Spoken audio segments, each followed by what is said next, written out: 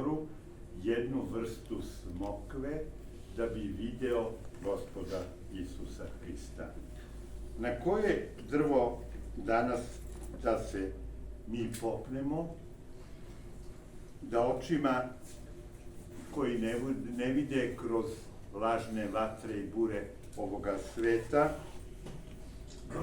najbolje Gospoda Isusa Hrista. Jedan od najboljih načina je da krenemo u svetu zemlju i da prođemo putevima kojima je prošao Gospod Isus Hristos i da posetimo mesta u koja je utisnuo svoj božanski i neizbrisivi lik. Veliki francuski i svetski pisac Ernest Renan je rekao da ne može najbolje da shvati Sveto pismo onaj ko nije video i osetio svetu zemlju. I on je svetu zemlju nazvao petim evanđeljem. I ona to jest. I po Božjoj milosti svakome od nas želja da dođemo u svetu zemlju data je u srce, u taj najfiniji, najnežniji organ našeg bića. Iz njega je proistekla ta želja da dođemo u svetu zemlju i da se poklonimo njenim svetinjama. Mi smo relativno, iako smo presedali u Carigradu, relativno udobno putovali. Ja se, često razmišljajući o svetoj zemlji, vraćam u prošlost i sećam se sa koliko vere, ljubavi i truda su dolazili hodočasnici u svetu zemlju. Carica Jelena, iako je putovala sa carskom pratnjom, imala je preko 80 godina i verovatno je put bio prilično za nju težak. Međutim, njena vera je bila toliko jaka da je, po rečima Jevsevija, oca crkvene istorije, ona mladalačkom snagom obišla sva sveta mesta u želji da to dotakne srcem i usnama sveta mesta. Jerote Račanin, koga sam danas pomenuo, on je putovao za Solun, sad možete misliti koliko je taj put trajao, 660 km do Soluna, odatle lađom do Mediterana. A patrijarh Arsenije III. Čarnojević je putovao preko Bugarske za Carigrad, pa iz Carigrada za neku od luka u današnjem Izraelu. Ali želja da se poseti sveta zemlja, da se moli na svetim mestima, da se dobije njihov blagoslov, bila je veća od svih trudova i napora. Ja se sa ljubavlju sećam hodočasnika iz pravoslavne Rusije, gde sveta zemlja ima u životu pravoslavnog ruskog naroda posebno mesto.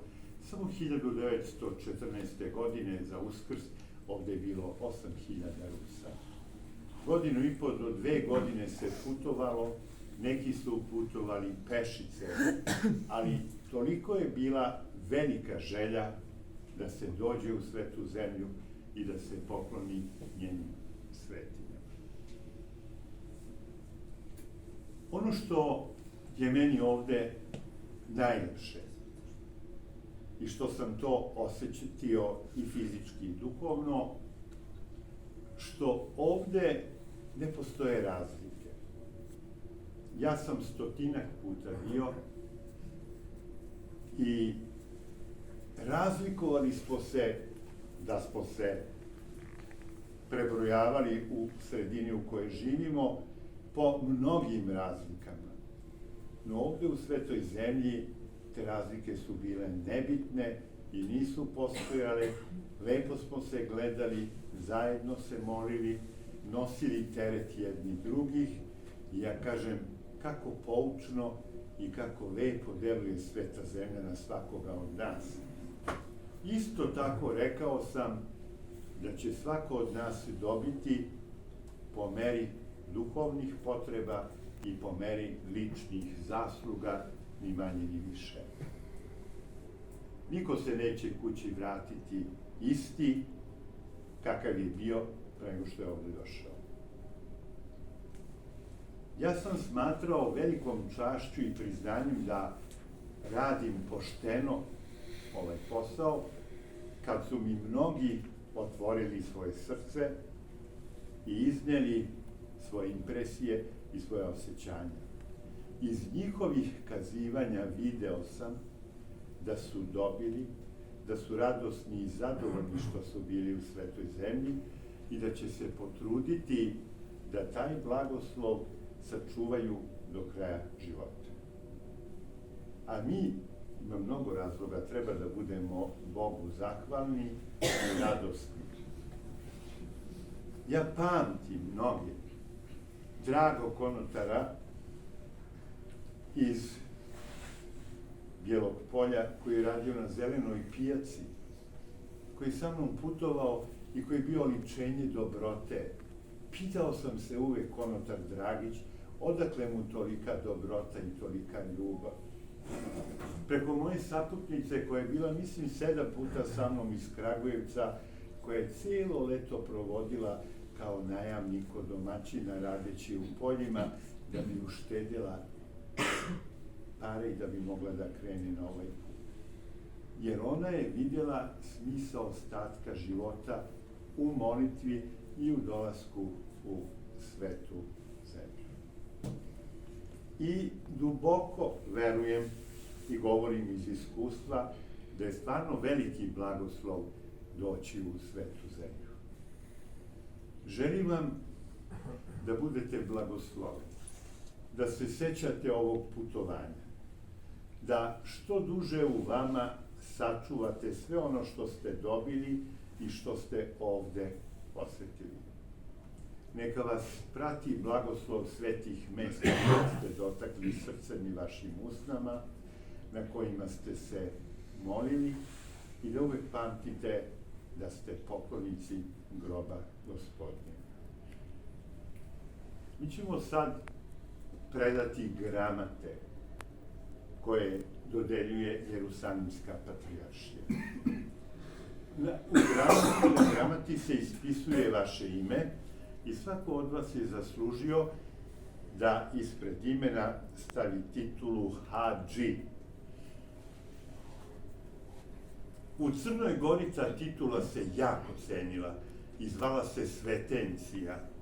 Išla je u red po ugledu najvećih odlikovanja koje su davali vladike, a kasnije kneževi Crne Gore. Ta titula i u ostalim srpskim krajevima bila veoma ugledna. Kada je bilo iz našeg roda više poklonika groba Gospodnjega, govore i prezimena Hadži Pešić, Hadži Kostić. Svako od vas je zaslužio da ispred svoga imena stavi titulu Hadži. A vaša deca, ako žele, imaju pravo da Hadži stave ispred svoga prezimena. Znači, deca od oca, pošto po ocu ide prezime, imaju pravo da stave tu titulu ispred svog prezimena. A vidimo u našem rodu da je bilo dosta hadžija, da je u pojedinim periodima odlazak na Hristov grob bio želja mnogih. Onda je nastao jedan prekid, došli su komunisti, crkva je bila na marginama društva, nije se išlo ili se retko išlo. Pričao mi je vladika Banja Lučki Andrej, pokojni, on, vladika Zvorničko-Tuzlanski Longin i Pakrački ili Slavonski Emilijan, išli su autobusom u svetu zemlju. Ako nisam zaboravio, taj put je trajao 21 dan. U Carigradu ih je primio patrijarh Atinagora, stigli su i u Bejrut. Jedino sam zaboravio kako su, i kakvi su bili odnosi između zemalje, kako su ušli. Mislim da tad još, da je to bilo pre 67. godine, pa su došli ovde u zapad, odnosno arapski deo Jerusalima.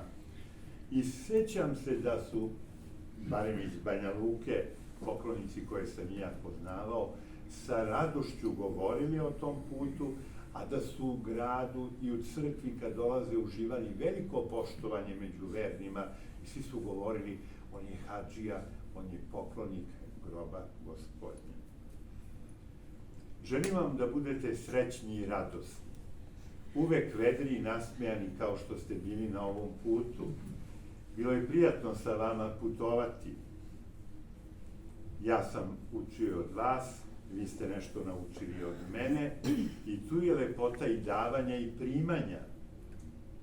Učimo jedni od drugih i to je najveća stvar i to je najlepša stvar, a ono što je meni najdraže, i lepo smo se gledali i lepo smo se družili, mada gotovo svi ili većina se vidjela prvi put kada smo pošli na ovaj put.